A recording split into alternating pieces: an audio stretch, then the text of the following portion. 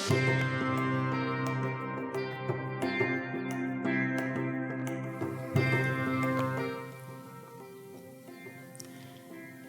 байцгаана уу? Амьтан тайртай монголчуудынхаа амрыг ирэн мэдчилж байна. Амьтдын ертөнц нэвтрүүлгийг эхэллээ. За өнөөдөр бар баавгайг барах уу гэдэг сэдвээр ярилцсанаа. Нэвтрүүлгийн маань хамтран ажиллагчаар үрждэг сар хариултаа хадгалын худалдаа хөгжлийн банк болон мянган найз амьтны дэлгүүр маань ивэнтдгээ ажиллаж байна. За студид хөтлөгч Зандаа Урна хоёр ажиллаж байна. За нэвтрүүлэг маань НТV болон Од Мөндөр радио 107 83.3 гэсэн хост толгойноор та бүхэндээ хүрдэгэ. За өдрийн мэнд хүргье. За өдрийн мэнд урна. За барын хоолны цэсэнд баав байдаг шүү дээ. Баавгын хоолны цэсэнд нь бас бар байдаг. Тий. Энэ хоёр гэхдээ хаана таарлаж болох вэ гэхээр нөгөө Сибирийн их одоо ширингэнд ойд тайгад тий таарлаж болно. Хэрв бар баавга хоёр таарах юм бол ихэнхдээ шүү. Ер нь 70-80% нь аль нэг нь үхэж байж дуусна. Хэрэг хоорондоо таарах юм бол. Ихэвчлэн олзны маргаанаас болж дайндагдана. Тэ? Дундын нэг олсноос. Тэрнээс шууд бие рүүгээ нэг хүчргөө тариад ундаг байх юм ба шүү дээ. За тэгэд ер нь бие биенийг харах юм бол ер нь тэгэл ер нь шууд л дайндагдана дээ. За тэгэхээр нэг нь заавал хүч байж дуусна. Ихэнхдээ штэ. Амьд үлдсэн нөгөөхөө иддэг. Сибирийн барын жилийн нийт хоол хүнснийх нь 2% баавга эзэлдэг. Тэгэхээр нийт тэ 100 хоол идлэхэд 2 нь баавга мах байх нь шүү дээ. Эрдэмтэд нэгэн дархан цаастай газар судалгаа хийж байхдаа баавга бар хоёрын 44 удаагийн тулгарлтыг харсан ба. Тэгэхэд 10 тохиолдолд нь л энэ хоёр аль алин зүгээр үхэлгүй ясаамар салсан. Аль нэг хөнөөчлгүй. Гэтэл 34 тохиолдолд нь бие бинийгээ алсан. Энээс 22 тохиолдолд нь баавга үхэж 12 тохиолдолд нь бар үхсэн ба. Тэгэхээр бар бол нэг тэ 60-70% та ямар ч тэр хоёр заавал нэг хөнөөнөх юм бол бар бол 60-70% та баавгаг бардаг гэсэн үг. За ингээд нэвтрүүлэг туслаа гэдэг байна. Гэвч баавга барнаас гэхдээ айдаггүй болтой. Яг тэгвэл баавга өөрөө барыг байнга мушигдаг. Ингээд барны мөрийг дагаж яваад исэн тохиолдлыг эрдэмтэд анзаарсан ба. Баавга бар агнахаар бүр байнга мушигдагч байж болцсохгүй юм бэл. Тийм өстэй. Барны хувьд болохоор өөрөөсөө тэр том биетэй баавгатай. Баавга бол маш том биетэй шүү дээ. Өөрөөсөө том биетэй баавгатай тулдахдаа толгой хэсэг рүү үсрэн ороод нэг саруугаараа яг хоолойг нь базж агаад нөгөө саруугаараа эрүүг нь атгаж байгаад тэгээд ингээд толгойг нь хөдөлгөөнг болгочоод өөрөө харин тэр нөгөө хүчрхэг эрүүгээрээ нурууных нь нугсыг нь хазж алд юм.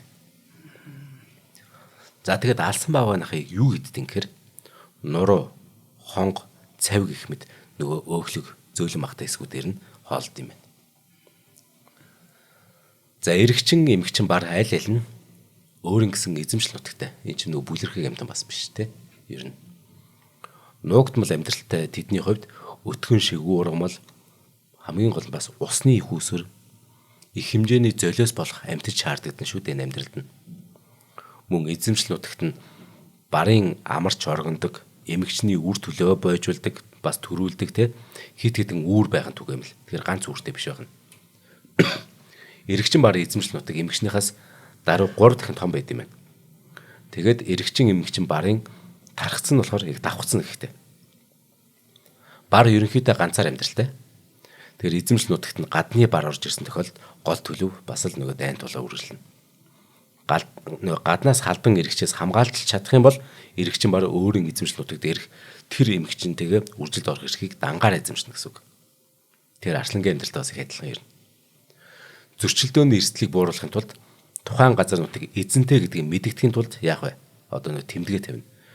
Энэ миний газар нутаг шүү гэд.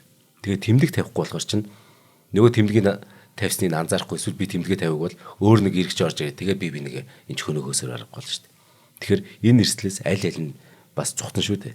Тэгэхээр байгалийн нөгөө цохилтолгоо нь заавал нөгөө тэмдэг тавина. Мэдээж шээсээрээ тавина, ялгацаараа тавина, мөн модыг ингэж самардаж тэмдэг тавьдаг байна.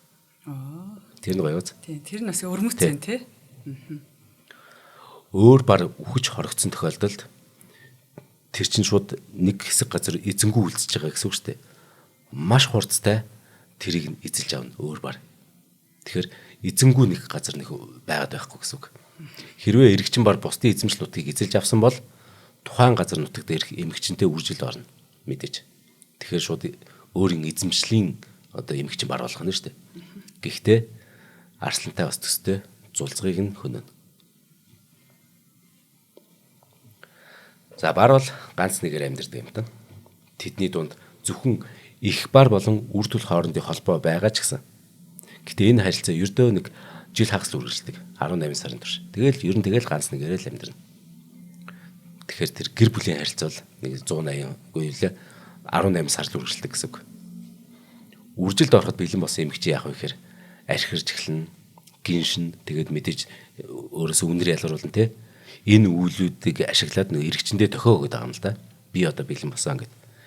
Эрэгчин бодгалын анхаарал нэгэнтээ ингээд татагдчих юм бол тухайн хос бие рүүгээ архирч нэг нөгөөх итгэлийг олохоос өмнө хид удаа ингээд жоох ингээд юу яадаг вэ? Янз бүр орлох гэдэг вэ? Нэг тулдаа ч юм уу тулдахгүй ч юм мэдэхгүй. Үүний дараа эмэгчин бодгал одоо яг боллоо гэх юм бол хевлий дээр ингээд хөвтнө. Тэгэд эрэгчэнд эвцэлтэнд орохоос өмнө түүнийг ингээд шөргөөгөөд долоогоод газар өнхөрдөг ч юм уу те. Ингээд савраараа агаарт даалдаг ч юм уу. Ингээд за одоо зүгээр хоёлаа уучраалъя гэж байгаа байхгүй.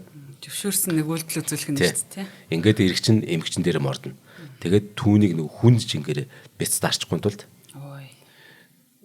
Тэрнээсээ зайлсхийгээд өвдгөө ингээд дахиалгаад тэгээд ингээд архирна.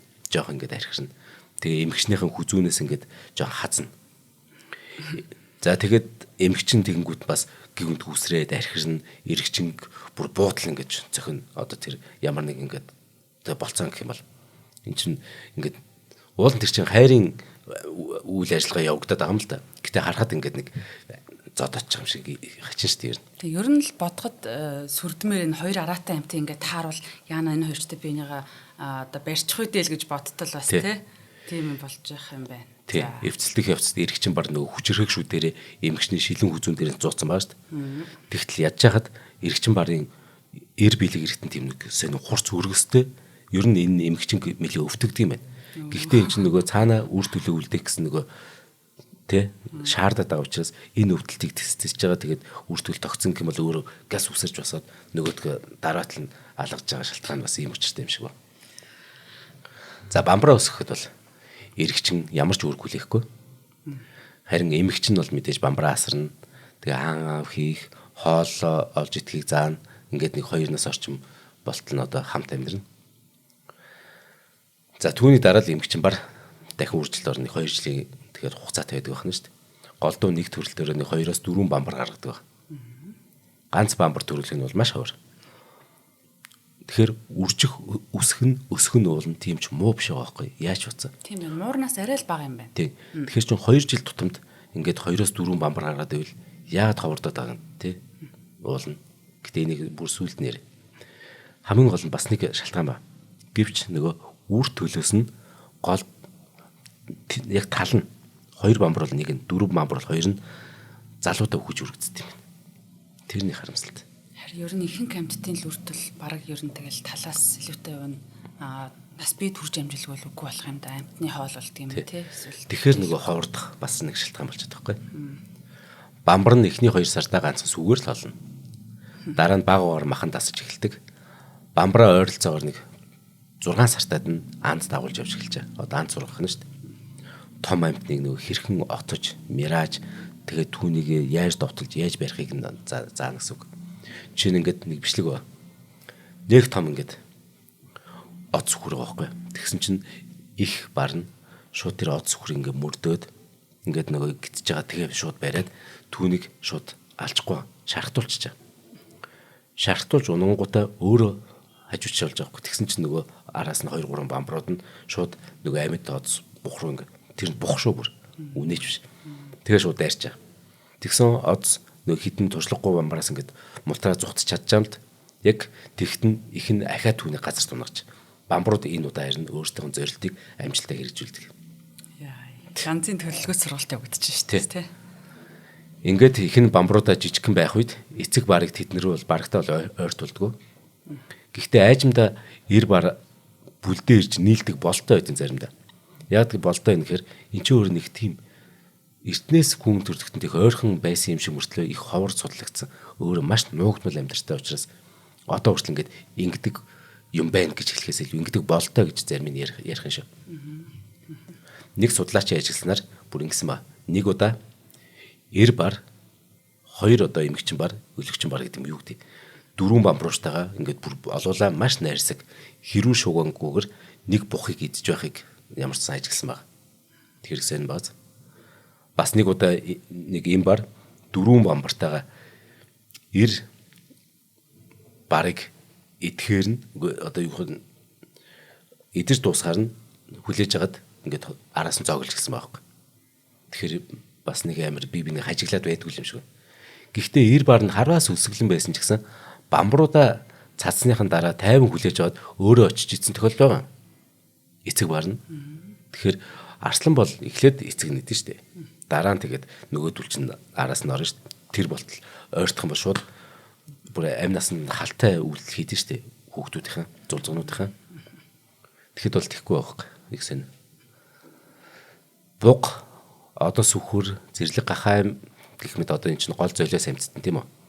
Тэр амьтдыг ингээ ажиллах юм бол тэр амьтдын нүд нь толгойнхон хоёр хажуу талдаа чамархаа дээр байгаа тийм үү? Биднийх бол. Тийм. Тэгээ одоо нэг бэлчээр амьтд чинь бүгд биш юм ахэд ер нь ихэнх нь яг юм хөндлөн нүдтэй. Тэгээд хоёрдугаар тэгвэл хоёр талдаа байдаг тийм. Баг бүгдтэй. Яг тэгвэл эн чинь харах талбайг давхцалгүй байлгах харааны мэдрэмж сайн хөгжсөн учраас махчин амьтд тэдний хараанд өртөхгүйгээр ойртох чадвар хэрэг болно шүү дээ. Эн чинь нөгөө махчин амьтдаас өөрийгөө илүү сайн хараад шүү дээ. Учир нь энэ идэж болох амьтад чинь нэгдүгээрт хоёр талтай нүдтэй учраас илүү өргөн дэлгэр харна. Дээрэс нь ихэвчлэн сүргээр бэлчээрлэн. Инхээр тэдний энэ олон нүд ингээд энэ ч нөгөө аюулаас нэг нь хоол байж хад нөгөөх нь ажиглаж гин. Тэнгүүд жоох ажиглажаад би хоол байдгүй бол нөгөөх нь ажиглана гэж юм ингээд бие бинийгээ те маш олон ингээд телескопт олгочихж байгаа юм. Энэ махчдад бэршээл учруулна. Тиймээс махчдад өөрсдөө харагдахгүй байх өнгөлөн далдлалт хэрэгтэй болно да. Барын хувьд орчныхон дэвсгэр өнгөтэй өөрийн зүсийг ижилсүүлэн энэ барын эрээн алга болгосон шалтгаан. Тэ мундаг ухаалаг бас эвлүүлсэн байгаа шүү тий. Гэхдээ энэ анх хийхэд мэдээж хангалтгүй. Хичнээн ирээ миран байгаад тий. Ингээд амьтдад энэ амьтан уу эсвэл бөөн өнгө алгасан цэцэг үү ургамал уу ногоо юу гэж харагдахад нэг хөдлөөд эхэлжүүл энэ чинь азартай шүү дээ. Тэгэхээр энэ хангалтгүй. Тиймээс агнуурын нөгөө боломжоо нэмэгдүүлэхийн тулд ургамлан бүрхөвчийг байнга ашигладаг. Яаж гэхээр газарт наалдах шахам маш чимээгүй явдаг. Ингээд агнуурын боломжоо л нэмээд хөрхий. Тийм. Бүр гэлтээд ингээ хажууд нь очсон байхад одоо нөгөө бэлчээрийн амьтад маань ерөөсөө анзаарч хардаггүй. Энэ яг ямар учиртай вэ гэхээр энэ бэлчээрийн амьтад маань энэ улбар шар өнгийг ногоо өнгнөөс ялгадаггүй. Энэ хоёр яг нэг өнгөтэй харагддаг. Тэгээ эн чин судлынх нь харна болохоор яг ингээд нэг газрын чуулга, шороо, сүүдэр шиг харагдаад тэгээ ерөөсөө хардггүй юм билээ шүү дээ. Тийм шүү дээ. Яг тэгвэл эн чин маш хүчтэй амьтан зүгээр ингээ холоос сайхан дахиад ирээд барьцдаг үнэхээр нөгөө махчин амьтдад болохоор яг тэр барих үед гаргаж байгаа энерги нь маш өндөр. Энийг тийм их өндөр энерги гаргаж тэрийг удаан хадгалах боломжгүй. Нөгөөдөл чинь болохоор нэг зүгтсан бол энийг удаан хадгалах боломжтой байдаг. Нөгөө байгалийн цохиллоо тийм учраас хэдий ч нэ сайн ойртно төдий ч нэ агнуурын нөгөө боломж нь өснө амжилтынх нь. Арслан бол бас нэлээд амжилт өндөртэй махчны тоонд орох байх шүү тий. Бараа. Тий. Гэтэ ер нь хэцүү дээ. Бас л муур болоод хамгийн өндөр шүү дээ. Ер нь амьтдаас. Тийм үү? Тий. Ер нь махчин амьтдын хувьд ан хийхэд их хэмжээний энерги зарцуулахаас гадна амжилтгүй болсон ан өөрсдийг нь өсөглөнд нэрвэгдээ зогсохгүй. Нөгөө тэр залуу махчдын амьд үлдэх боломжийг ихээр хязгаарладаг. Иймээс одоо 2 бамбар тутмын нэг нь 4 бамбар тутмын 2 нь ч юм уу ингээд нөгөө том болдгоо шалтгаан нэ. Тэгэхээр дандаа амжилттай байдаг гэсэн үг биш үү бас. Энд чи эвгүй байхгүй. Харин тийм бас нөгөө хоол олдц молтцоос болно шүү дээ. Ховор байвал тэгээд. Тийм шүү дээ. Аргаа бараад баавга мах идчих хэрэгтэй. Тэ. Баавга ч гэсэн аргаа бараад барын мах идчих хэрэгтэй. Энд чинь аль аль нь хоолны эзэн нөгөө шүү дээ. Тийм. Нэг өдрийн хоолноосоо олж өхөө үгүй л үздэг. Ийм л одоо зэрлэг байгалийн онцлог юм да. Тэгэхээр дэлхийд байгаа муурын төрлийн хамгийн том нь бол бар. Муурын төрлийн амьтдаас тийм. Ялангуяа энэ Алс орнын амрын бар буюу Сибирийн бар бол бүр ингээд бүр том нь бол бүр 270-аас 320 кг хүртэл татдаг жин татдаг шүү дээ. Баг моршиг юм биш үү те? Адуу шиг. Жингээр бол Тий. те. Арслан бол одоо 125-аас 220 кг ч юм уу байх чинь Сибирийн барчин бол энэс ахиад 100 кг илүү байхгүй. Йоо, авраг амтан биш үү? Баг багт арслан хамгийн том нь гэж боддог гэсэн нэг хаамаа гэдгийг хэлэхгүй те. Бар бол үнэхээр хүчтэй. Энтхэгт байгаа зүүм даазад байдаг нэг юм юу гавар гэдэг хаа. Гавар гэдэг нэг бух байдаг байхгүй юу? Одоо ер нь дэлхийд дээр хамгийн том бухын 2 тонн хүртэл жинтэй. Тэгэхэд тэр үхсэн бухыг ганцхан бар 12 м газар чирсэн байна шүү дээ. Ганцаархна 12 м газар. Тэгэхээр нь тэнд нэг 13 хүн очиод нөгөөдгөө чинь ингээд бар хэр хүчтэй юм бол гэдэг ингээд туршилт хийж байгаа. Ингэсэн чинь байрнаас нь хөлгөж чадаагүй шүү дээ. Ганц бар 12 м чирж явж байгаа. Тэгсэн өөр нэг бар шүү дээ. Нэг адууг барьчихгүй юу? 500 м газар чирсэн байгаа шүү дээ. Тийм хүчтэй. Амар. Харин тий. Бар сүргээсээ тасарсан бүр залуу заантай хатуу шүргийн тулдаан хийж бүр ингээд дийлдэг талч байд юм байна. Германы амтны судлаач доктор Вайгл бүр 2 бар нас бий гүйцэн заан руу хэрхэн дайраад тэгээд тэрийгэ бариад амжилттай бас нэг ажигласнаа бүр тэмдэглэсэн байд. Тэгтэл заан чи ямар аврах юмтай мөлий те. Тий штэ. Нэг ууралхаараа юу. Гიშгэж мишгүй шууд бяц гიშгэж штэ. Энэ бол тий. Тэгэхээр барын бол ангийн олзно гахай буг гөрөөс яг гол олзно. Мэдээж туулай үнэг дорг эсвэл зөөвөр чон мэт амьцтай учрвал мэдээж өршөөхгүй. Өссөн үедээ бүр мэрэгчдийг ч хэдэн, жемс ч хэдэн, бүр мэлхий хүртэл хэдэн. Тэг. Нэг эрдэмтэн энтхийн барын амьдралыг ажиглан судлаад дунджаар өдөрт ер нь 7-9 кг ах эзэд юм байна гэд бүр яг килограмаар гаргацсан. Тэгэхээр жилд эн чинь юу гэсэн үг гэхээр 2.5-аас 3.5 тонн орчим ах эднэ гэсэн үг байхгүй. Энэ юу гэсэн үг гэхээр бас арслангаас 2 дахин их мах эздэг гэсэн үг. Хэрв барын эдлгүй орхисон тэр яс, арьс зэрэг бусад зүйлсийг хэрв тооцох юм бол түүний жилд барьсан олзны нийт хэмжээ ойролцоогоор 4.5 тонн жин татгүйц тийм олз барьдаг гэсэн үг жилд. Тэгэхээр өдөр бүр идэх ёстой 7-9 кг маха тэр бүр олж идэж чадахгүй нь мэдээж шүү дээ. Нөгөө Аз муутай авлалтаас болоод ер нь тэгэл баг өсөөл явж идэг. Заацтай үед бол сайн хагартлаа идэнэ. Тэг хагартан цацтлаа идэнэ. Тэгэхээр энэ Сибирийн хамгийн том бар буюу энэ ч олон бар байгаа шүү дээ. Нэг тэрийг тусна ярина. Амар мөрний 3 барыг 3 жил ажилласны эцэст нэг дүүлдэнд хүрсэн ба. За Сибирийн бар бол зуны улиралд ойролцоогоор 7 хоногт нэг удаа ангуучлана. 7 хоногт нэг л ангуучлана. Тэгээд тэр нөгөө ангаа тэгэхэд өдөрт нь хуваагаад иддэг охин шүү дээ. Тэгэхээр өдөртөө 8 орчим килограмм ах иддэг юм байна. Харин өвлийн улиралд болохоор ойролцоогоор 5 хоног тутамд нэг ангуучлана. Ингээд тэгтээ өдөртөө нэг 10 кг ах идэнэ. Нөгөө өвөл учраас илүү нөгөө энерги шаардлагатай тий. А гэтээ тэр ангуурчлан тэгээд бүтлгүүдүүл яах вэ гэдэг асуудал үүсээд байгаа байхгүй. Тэр чинь амар басна. За тэгээ бар цадаж аваад олсны үлдэгдлийг яах вэ? Олсны үлдэгдэл дээр найрлах өчнөө амт юм шүү дээ. Чон ирвэс тий. Тэр махчин амтны нүднээс нуун далдалж одоо навч мөчр өвс зэрэгээр ингээ хучна. Нөгөө олзоо маргааш нэт гэдэг нөгөөдөр нэт гэдэг чинь энэ чинь 5 хоногт нэг өвөл 5 хоногт нэг л удаа ангуучлах юм чинь. Тэгсэн ч гэсэн нөгөөдөл ч хүрээлэн шүү дээ. Тий. Тийм учраас тэгж нууж тавьчаад өөр холгүй хоочоод тэгээд амраад хөвчих чинь. Нэг ийш чи нэг хол явахгүй. Хол явчих юм бол дуртай нь очиод идчих учраас. Тэнгүүт өнөөх магч түүний нуусаа олзонд хүрч үдийн хоолны дараа хамралтыг маш их өмөлдөг. Тиймээс босоод нөгөө тэдний хөөх хэрэгтэй болно. За тэгээ барын идэж байгаа тэр хооллож байгаа газрын ойролцоо ус уйл түүн рүү байн бай очиж усуна. Маш их усуна ер нь. Ер нь бол яг ягуараас босод бүх том муурын дотроос усанд хамгийн дуртай нь бар юм байгаа шүү дээ. А гэтээ ягуарыг үзгүй. Ягуарууд бүр усны мастер тэр чинь тий. Майкл Филипс дээр нь. Тий матраар холлогч үү тий. За хоёулаа хамтран ажиллаад танилцуулаад үргэлжлүүлье. За тэгээ.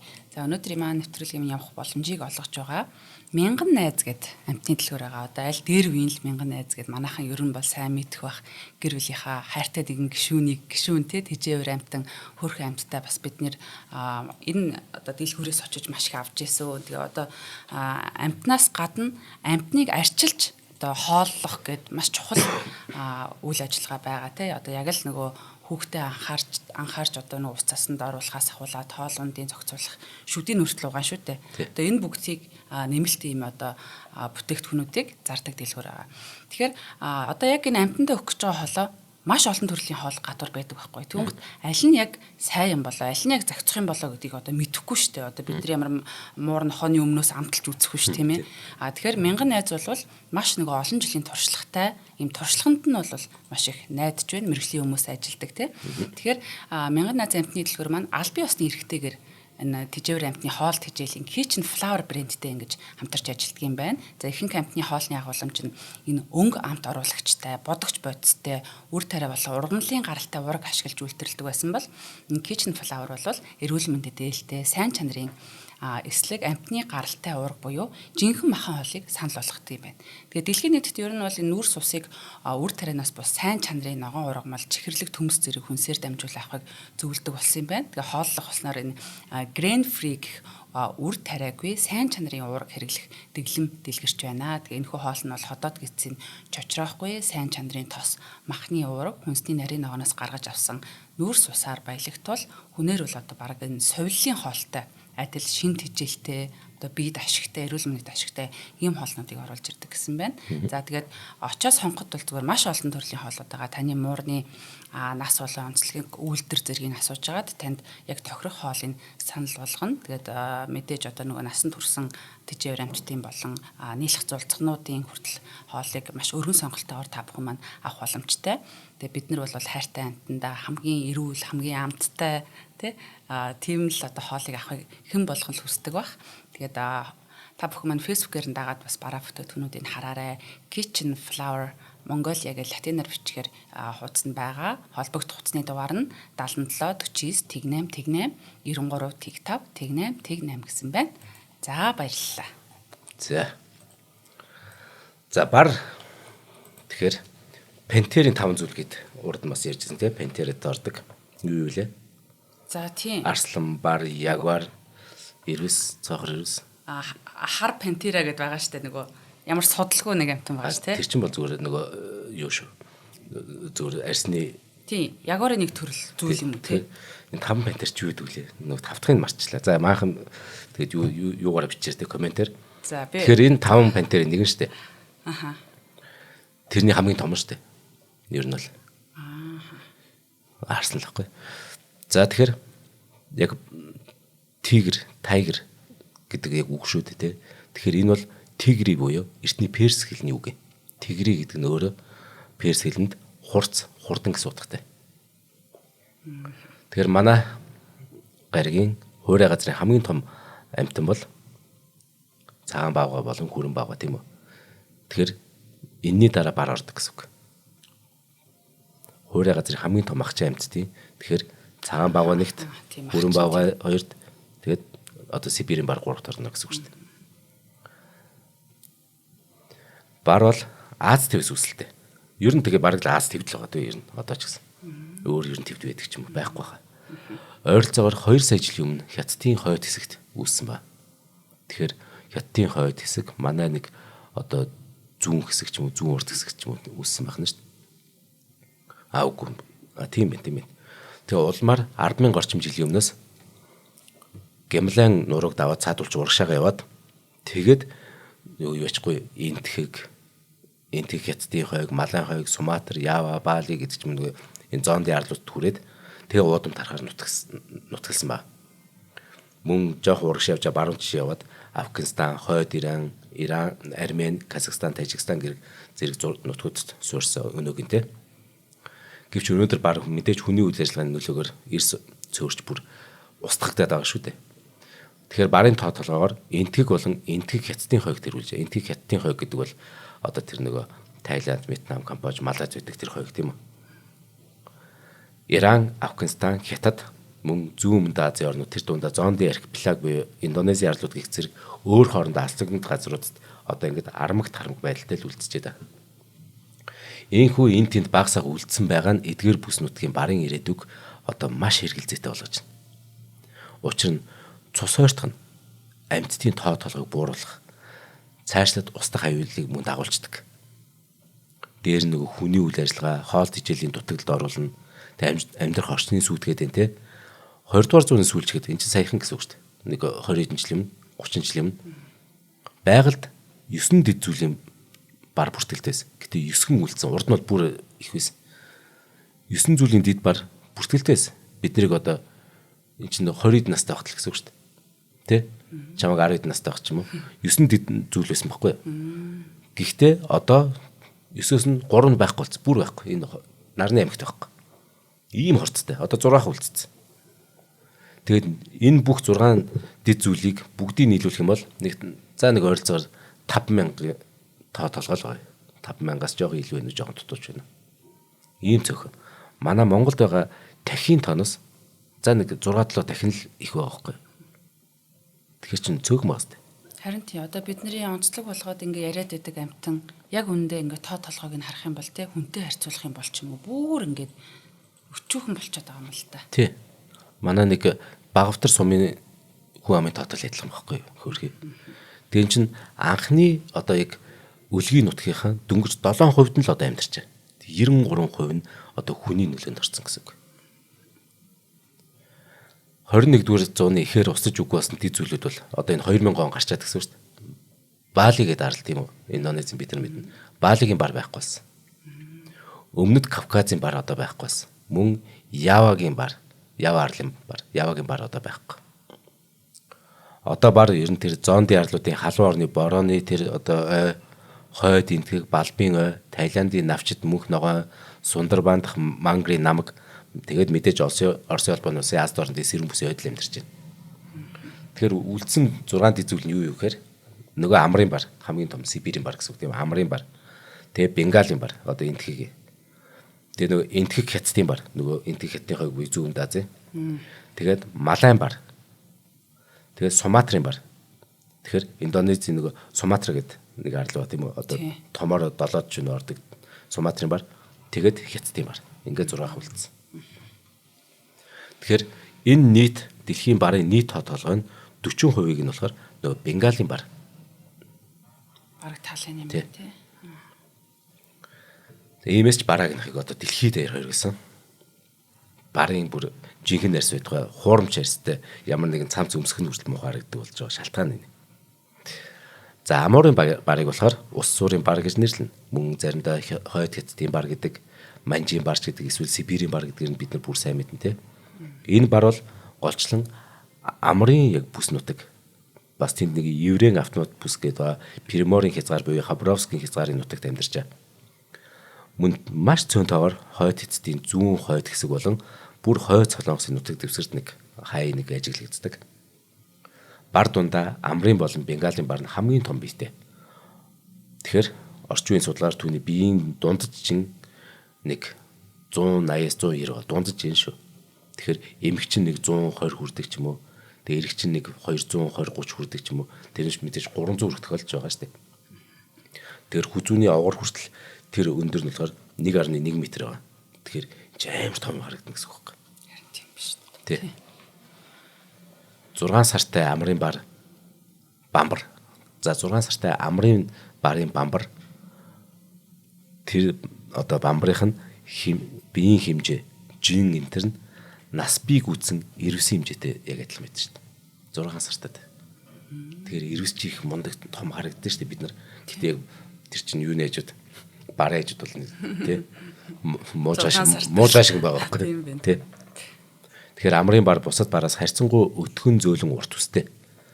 Мөн түүний өсний өнгө нь бүдэг улаавтар. Судлалын тоон болохоор бусад дэд зүйлээс их бага байдаг. Оросын холбооны нутаг зэвсгэрт 1996 онд мөн 2005 онд явуулсан сүүлийн 2 тоолгоор амрын бар бол нэг 500 орчим л үлдсэн байгаа юм. Дэлхийн хамгийн том бар шүү дээ. Тэгтэл Сибирь чинь ямар өргөө удам блэ. Монголын газар нутгаас 2-3 дахин том тийм удам нутагт 500 л бар байна хэр чинь. Хүний нөлөө тэгэхээр аимшигтай бац. Тэгээ яаж яагаад энэ тэнд армаг тармаг нөгөө гэж бодсон ч юм биш. Хэсэгхэн газар л байгаа юм 500 л. Бас тэр нь бас Аз юм да. Тэгэхгүй бол эн чинь хэрвээ армаг тармаг байсан бол тэгээ нэг 20-30-аар ч юм уу ингээд цус ойртод бүр үгүй болно шүү дээ. Тэгэхээр энэ хамгийн том барын популяц нэг дор амьдарч байгааг гэрчилж өсөж үржих боломж найдвар байгааг харуулж байгааг хамгийн сайн мэдэн л энэ. Ганц гэрлэгийг гэдэг мэдэн. За Бенгалийн бар хамгийн олон тоогоор гэдэг те. Өөр бас хааны барч гэж нэрлэдэг. Энэ амьтан болохоор Пакистан, Энтхэг, Иран, Бангладеш, Балб, Мянмар, Бутан зэрэг орнд тархсан. Өөрөөр хэлбэл халуун орны одоо тэр борооны тэр их ой ширэнгээс хуурай савааны бүс нутаг хүртэл байгалийн олон бүсийг тархаж амьдардаг гэсэн үг. Тэгэхээр Бенгалийн барын хамгийн олон тоотлогоо Инд Ганг гэд хоёр мөрний тэр бэлчээр тэр тал нутгийн дагуу оршдог. Үндэ энэ амьтан бол Энтхийн үндэсний билэгдэл тотем нь. Харин Бангладеш, Мянмар, Бутан, Балб, Иран, Пакистан зэрэг орнд Бенгалийн бар бол их ховор. Тэгэхээр энтгэгдэл ер нь ихэнх нь байгаа гэсэн үг. Бенгалийн эрэгчин бар дунджаар нэг 160-аас 250 кг хүрнэ. Биеийн урт нь 1.4-өөс бүр 2.8 м ч хүрнэ. Тэгэхээр маш урт байгаа. Гэтэ сүүл нь угаасаа сайхан урт л та.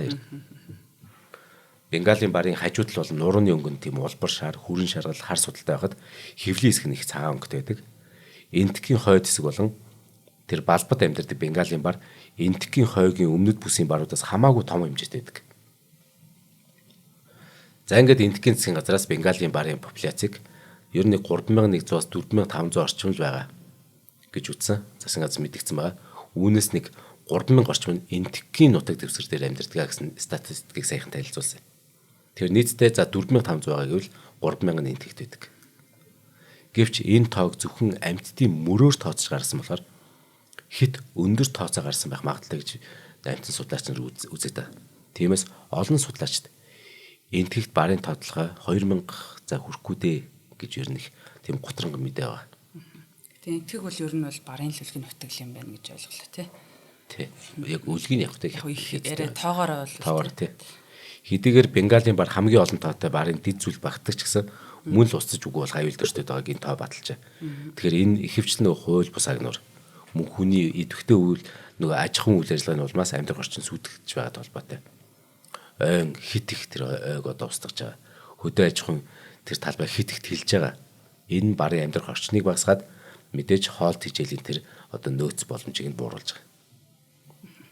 За хоёул хамтран ажиллаж ягаад үлдсэн дөрвөн барын дэзүүлээрээ тий. За тий. За өнөөдрийн нэвтрүүлгийн хамтран ажиллагчаар үрждэг сар хариултаа хадгалын худалдаа үйлчлийн банк маань оролцож байна. Тэгээд 5 дугаар сарын 13-ны хүртэл та бүхний хоримтлуулсан 25,000 төгрөгийг 2 дахин үржиж өгөх ийм гоё дурамшуулыг та бүхэн зарлаад байгаа. Тэгэхээр одоо хуримтлалтай болъё гэж хүн болгон л боддог байлгүй. Тэгэхээр та бүхэн гол нь энийг нөгөө нэг эхлэх нь маш чухал байдаг. Тэгээд та хэрвээ хуримтлалтай болж амжаагүй бол одоо эхлээд энд нь одоо маш гоё түлхэц өгч байгаа, урам өгч байгаа ийм гоё үржүүлдэг сар юм байна л гэж ойлгоод байгаа. Тэгээд та бүхэн маань одоо энэ зам дагуу байгаа худалдаа үйлчлийн банкуд дээр ойрхон явах юм бол ороод одоо энэ хуримтлаа шууд нийлгэж болно. За эсвэл одоо дэлгэц дээр гарч байгаа QR кодыг уншуулад TTB онлайн аппликейшнийг татаад өөрөө шууд одоо байгаа газараас интернетийн орчинд бол үйлчлүүлэх боломжтой. За тэгээд харилцах дансан дээр худалдаа үйлчлийн банкны Bereto, Visa, Master гэх мэт хүссэн биет болон виртуал карта захиалаад за хуримтлал зэсийн хариултаа хадгалын үйлчилгээг ашиглан карттайгаа энэ харилцах дансаа 6 сар ба түүнээс дээш сарын хугацаатай хадгаламжийн дансатайгаа холбоод ингэж ашиглах юм. Гэтэ миний бодлоор бол баг гэдэг өөрийнхөө биеэр очиод шууд гэрээгээ хийгээд орцсон их амар санагдаад байгаа. Тэгээ хариултаа хадгалъя гэдэг үйлчилгээ бол та бүхэн өөрийнхөө яг боломжтой харж байгаад 1000-аас 5,000 төгрөг хүртэлх одоо карта уншуулах болгонд хариулт одоо энэ бүхэлдээд дансан таны хадгаламж руу ингээ ороо явах юм аа. Тэгэхээр 6 сарын дараа бас энэ мөнгө маань те туслыг хороол далаа гэж хитэн төгрөг болохдоо тэр бас их сонирхолтой. Та бүхэн маань тэгээд одоо яг гоо энэ урамшуулыг зарлж байгаа энэ хугацаанд амжаад нээлгээрээ тэгээ хоримтлалтай Монголыг хамтаа бүтээцгээе гэж та бүхэндээ уриалж байна. Тэгээд холбогдох хуцсны дугаар нь 1819 77 гэж байна. За надад бол одоо хоримтлалаа эхлүүлэхээр яг яаж эхлэхээ мэдэхгүй те. Цаашдаа бас яг тогтмол яаж тэрийг ингэж нэмжээх үү гэдэг нь ингээд хүний маш их оюун бодол те одоо юм цаг цагийг шаардсан юм ажил байдаг бол энийг шууд одоо таны ямар ч анхаарал халамжгүйгээр ингэж цаашаа явуучих ийм гоё амар үйлчлэгийг санал болгож байгаамаа. Тийм учраас нөгөө хялбар хуримтлал гэдэг байгаа шүү дээ. Тэ? Хялбархан хуримтлах боломжтой. За тэрний мастер нь бол би байгаа. За Арслан бар хоёр тулд хэн ялах вэ гэдэг асуулт юм хаасаг байдаг. Зөвхөн Монголд ч биш дэлхийд дээр тийм асуулт байдаг. Гэхдээ яг аль баранд тулдах юм бэ гэдэг асуулт байхгүй. 6 дэд зүйл байгаа шүү дээ. Сибирийн бар бол ер нь алдсан дөө. Арслантай бол. Яа тэгэхээр эдгээр чинь үнэхээр гарамгай амжтай. Гэхдээ ягаад арслан бас хүмүүс заримдээ арслан барна гэдэг бас нэг шалтгаан. Бараас илүү арслан чинь өөрөө өөхөх хувь тавилантай төрсөн. Угаасаа хувь тавилан тийм ээ. Арслан бол байгалийн жамаараа ингээд үхдэг амтан биш байхгүй. Заавал нэгэндээ заавал бариулна. Тэгэхээр арслан өөрөө байгальд одоо 15 6 жил баг 20 жил амьдрах нөөц болцоотой мөрчлөө дундаж нас нь 5 нас байгаа гэдэг шалтгаан ир арслан гэвч заавал бүр заавал шүү. Энэ хамгийн өргөдөлтэй хувь тавилан. Нэгэндээ бариулж, зодуулж, тэгэд идүүлж, юу гэж нэ алуулж тэгж үхэх хувь тавилантай байхгүй. Тэгэхээр энэ шалтгаанаас болоод арслан үхэн үхтлээ тулдаж чадах чадвартай. Энэ бас барыг тэ үнэмлэхүй ялагч гэж шууд хэлэхэд эвгүй болгочод. Яг бол арслан бол үхтлээ тулдна. Хамгийн гол тэг чадвартай байхгүй. Тэгэхээр бас эвгүй. Аль нь ч болж болох юм тий. Тий. Мэдээч ингэж тооцоолоод үзэхээр нөгөө юу ч нь болохоор Сибирийн барчин болохоор 100 кг-аар илүү. Дээрээс нь эн чинь тий маш хөвсөлтэй зодооны. Тэгэхэд яг гол нь удаан зодтолдоход бол эвгүй байхгүй. Яг нэг амжилттай ягаад нөгөө баавгаг амийг тасалдаг шиг таслах юм бол арсланг бол барчна. Зүгээр арслангийн одоо чинь олзоо амжилттай агнж байгаа. Барын амжилт хоёрыг бол барынх нь хамаагүй илүү. Тэгэхээр бар болохоор ингээ гитж байгаа ч юм нэг удаа яг тэр олзонтой хүрэх магадлал нь өндөр юм шиг мөртлөө хэрв яг өөдөөс нэг маа ингээл тавилаа гэж бодоход бар ихний хідэн цохилтоор л тэгэл нам дуусахгүй л нөгөөд чинь болохоор үхэн үхтлээ өөрхөн те тамир тэхийг шавхтал юу яадаг тулцдаг тийм байгалийн өгдөлт болохоор их эвгүй байхгүй. Тэгэхээр энэ дээр нь шууд одоо тэр дамгаа ална гэхэд бол эвгүй. Гэхдээ мэдээж 100 кг-аар илүү хамаагүй хүчтэй Сибирийн бар бол зүгээр тулаанд бол их хөвчлэн ялах байх. Бенгалийн барыг арслантай тавил юу болохыг мэдэхгүй байна би. Би бас яг барыг гэж ер нь бол бодож ирсэн. Нэг гавлын яс масаараа яг ингээд тулаа үсэх юм бол арслан өөрхий нэг жоох юм сэвсгэр өстэй болохоор нэг юм том юм шиг харагддаг болохоос шүү дээ. Гавл нь бол барыг том юм билээ шүү дээ. Гэтэ тэр нэг үхэн хөхлөд тулна гэж амар байхгүй. Би хичнээн зодоо нэвсэлтэй байлаад нэг хүнтэй зодлоо гэж бодъё л та зүгээр. Гэтэл нөгөө чинь намайг зүгээр заавал миний амийг тасалж эсвэл өөр үхчихж дуусна гэд зодлох юм бол би зодоос ховхоо явсан дээрстэй. Ер нь бол тийм шүү дээ. Тий. Тийм аюултай байхгүй. За хоёр төрлийн нэрцтэй Бенгалийн бар, нөгөөх нь Амрын бар.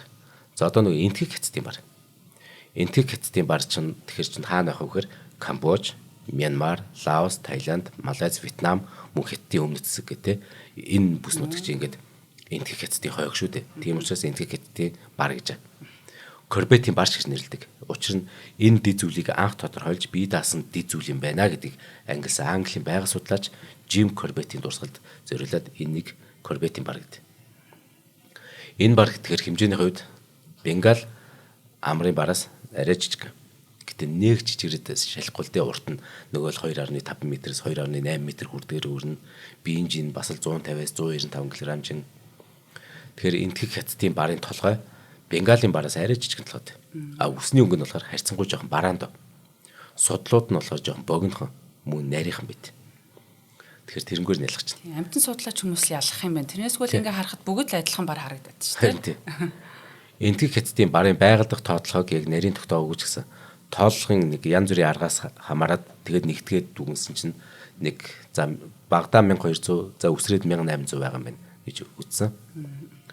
Хамгийн том популяц нь болохоор Малайзд байгаа. Яг бол Малайз ч нөгөө энтхэг хятадын хойг хамгийн урталт нэдэг битүү ширэнг байхгүй. Ер нь Индонезитэй их адилхан шүү дээ. Тэгэхээр Малайз ч зөвхөн тэр энтхэг хятадын тэрчээс гадна Малайз ч өөрөө Борнео буюу Калимантан арал дээр хүртэл өөр ингэсэн газар нутаг байдаг гэхээр тийм л юм байна л да. За тэгэхээр энэ усад хууль бус агнуурын эсрэг арга хэмжээ авч барыг зогсоосон ч гэсэн барын популяцийн амьдрах орчин нөгөө өөрөө хуваагдмал болсон. Хоолт хичээлийн хомсдолтой.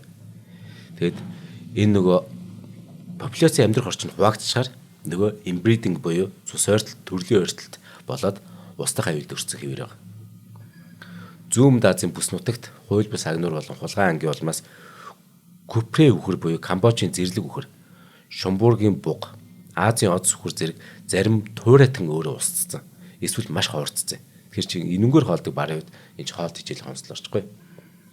Тэгээ үүний улмаас бар яадаг байсан гэхээр зараа нөгөө макака мэтийн нөгөө тэг жижиг нөгөө самж идэг та. Тим жижиг амьтдаар хооллохоос аргагүй болчихгүй. Гэвч ийм чанаргүй хоол бар шиг хүчрхэг амьтны хувьд бие махбодын тэр хэрэгцээг нь хангахад ямар ч хангалттай байна.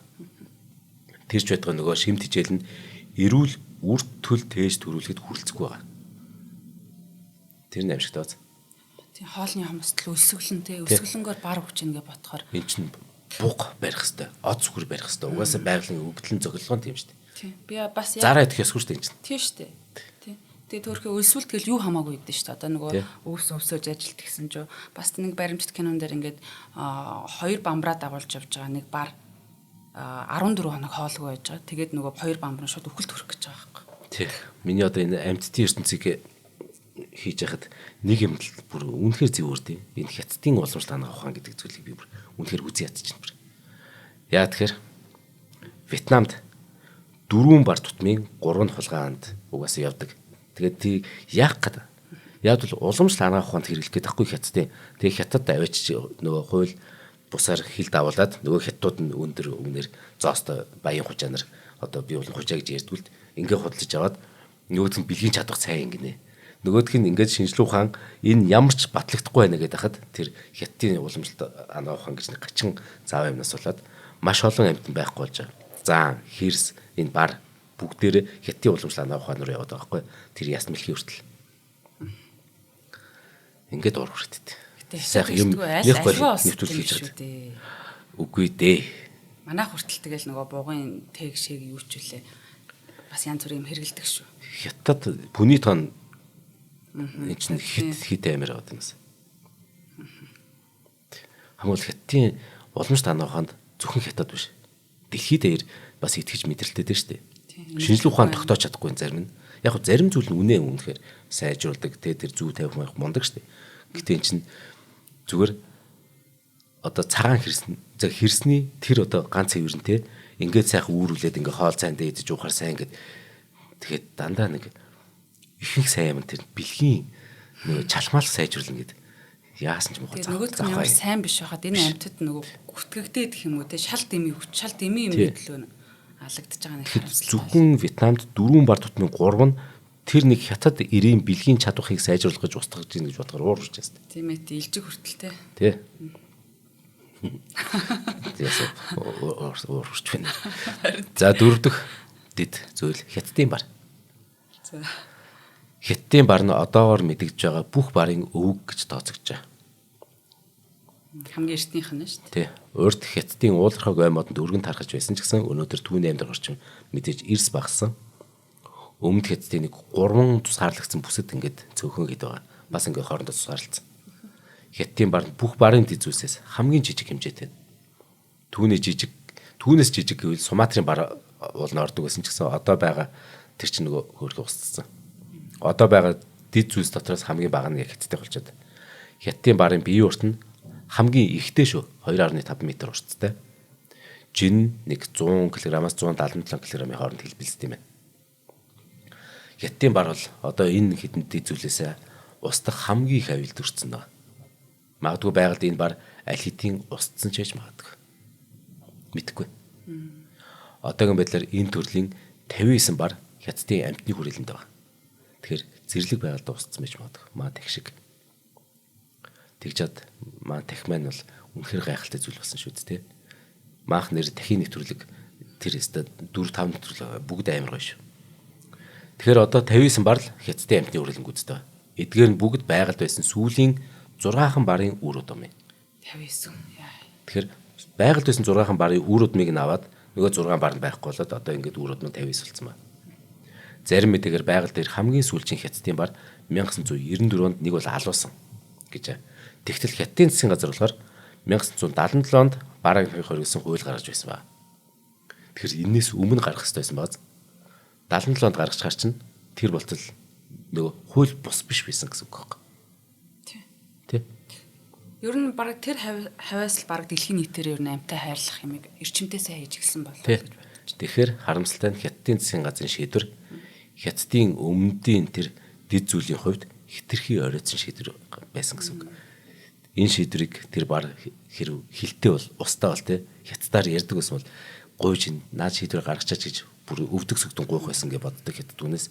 Тэгтэл энэ шийдвэр 77-нд гарчаар хитрхи оройтсон. Одоогийн байдлаар Хятадын барыг ойрын үед устж үгүй болох бүр тэр эрсдэлтэй дэлхийн 10 амьтны нэгдэнд тооцсон шүү дээ. Яг л 50 итгэн байгаа учраас энэний нэгэнд бас базаал байдаг шүү дээ манай 50 итгэв учраас. Гэтэ сарын хажуугаар сайхан мэдээ бас байд юм байна.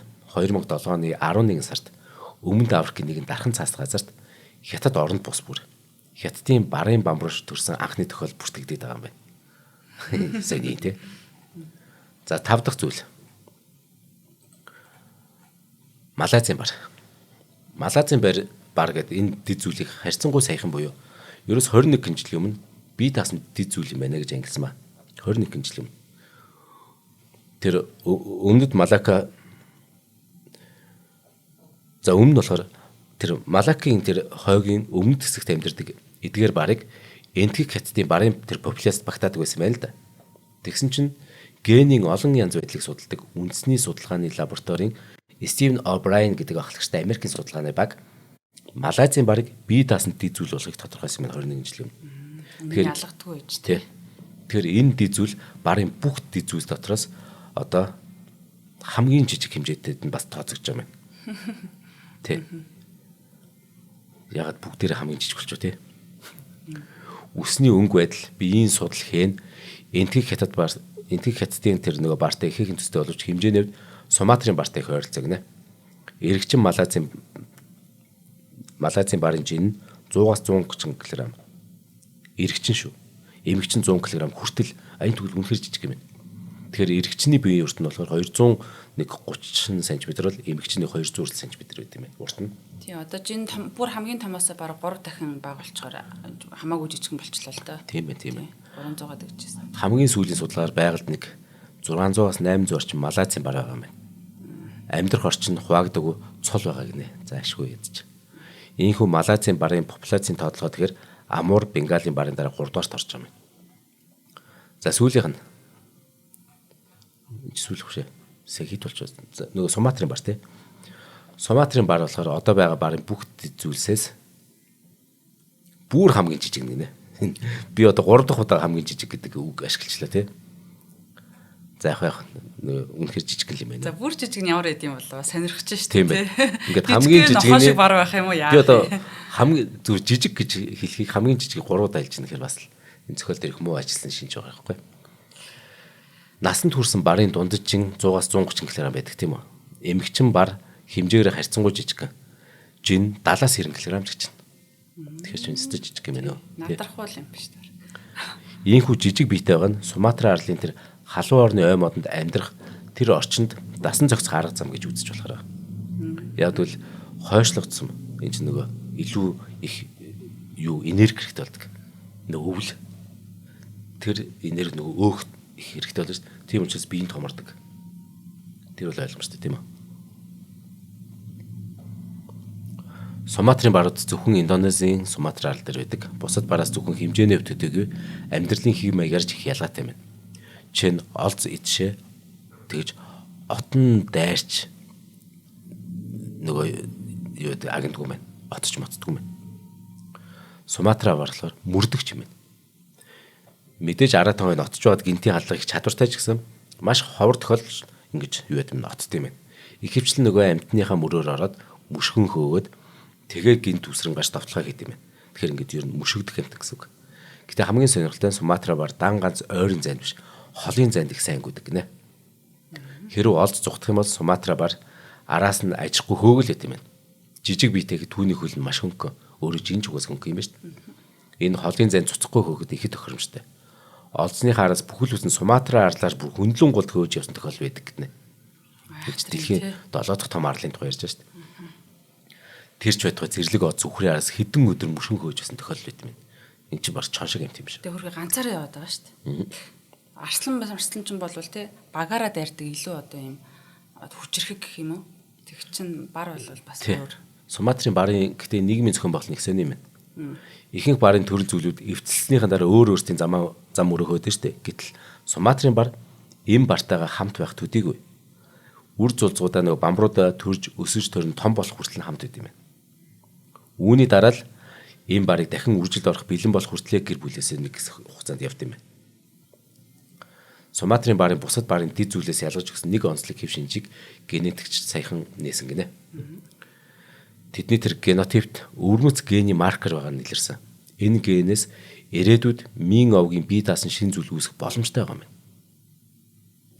Ахаад дэд зүйл үүсэх. Шин зүйл үүсэх. Мэдээж Суматрын барыг хүмүүс устдахгүй үлдээсэн тохиол боломжтой гинэ. Гэвч харамсалтай нь энэ дэд зүйл ч гэсэн устдах аюулд ороод байгаа. Улаан намд нөө устдах аюулд өртөөд байгаа амьтдын чагсаалтанд багтцсан. Тэгэхээр Суматрын барын нутгийг хамгаалалтай бүс болгосон юм байна болно. Индонез. Уг газар хууль бус мод бэлтгэж хүмүүс орон зайд нь халдаж хулгаан аан үргэлж байгаагаас тоо толгой нь огцон багасаар л байна. Ямар ч 98-аас 2000 оны хооронд арал дээр нийт 66 барыг хулгаан анчд устгасан нь Суматрын тэр барын популяцийн нийт 20% төрсөн гэсэн үг. Тэгэхээр 5 бар тутмын нэгийг нь хулгаан анчд устгасан. Тэгэхээр одоогийн байдлаар Суматрын барын тоотлогоо янз бүрийн одоо энэ бас нөгөө тооцоололоор за багадаа нэг 300 өсрээд нэг 500 байгаа гэж байна. 2011 оны 8 сард Индонезийн засгийн газар Суматрын өмнөд эргийн Битет хэд арал дээр Суматрын барууд зориулсан тусгай хамгаалтын бүс байгуулах шийдвэр гаргаад популяцийн нэг хэсгийг үндсэн арал Суматраас нүүлгэн шилжүүлсэн юм байна. Гэтэ Суматрын арал дээр хүндсэн популяцийн ихэнх хэсэг нь үндэсний цэцэрлэг түрээлэн нөгөө дархан цааст газрууд л амьдарч байгаа юм. За одоо надад өчнөө юм байна. Өмнөд Кавказын бар гэж байна. Цаг ихэд болж байгаа. Цаг бол өнгөрцөн явж байна. Өнгөрцөн үү. За эдгээр бол устсан шүү дээ өрхий өмнөд Кавказын бар, Бали арлын бар, тэ Явагийн бар. Эдгээр бол бүгд устсан. За тэгэхээр Азад асар том нутаг дэвсгэрт хаяагүй нутгалж байсан бар эдгүй юм цөөн тооны хамгаалалтай бүс нутагт л хязгаардагдмал тийм тархалтай болж үлдсэн байгаа нь. Эдгээр амьдын амьдрах орчин хомсцсон, тоо толгой буурахгүй шалтгаан болсон гэж үздэг ч гэсэн арьс болон нөгөө бусад эд эрхтнийг нь ашиглах зорилгоор л Англитад их хэмжээр өртөд. Тэгэхээр барын эд эрхтнийг бэлгийн чадварыг нэмэгдүүлэх зорилгоор уламжт эмчилгээний эмийн зорилтоор одоо тийм орц морцтой та эм бүтээгдэхүүн авч байгаа бол та бол барын тэ хомсдох шалтгааны нэгэн гол үндсэн та өөрөө болох юм шүү. Тэгэхээр хизээч юу бити юм гач юм авч байгаа тэ гэж л одоо хэлье да. За баярлалаа. Нэвтрүүлгийн маань хамтран ажиллагчаар үрждэг сар хариултаа хадгалан худалдаа хөгжлийн банк болон мянган найз амтны дэлгүүр маань үеийн тэтгэн ажиллалаа. За нэвтрүүлэг маань НТV Од Мөндөр радио 107 83.3 гэсэн хостолгооноор та бүхэндээ хүрлээ. Тэгээ бар гэдэг үзэсгэлэнтэй сайхан амтны тухай сонсох таатай байлаа. Баярлалаа. Дараагийн дугаараар харилцсан.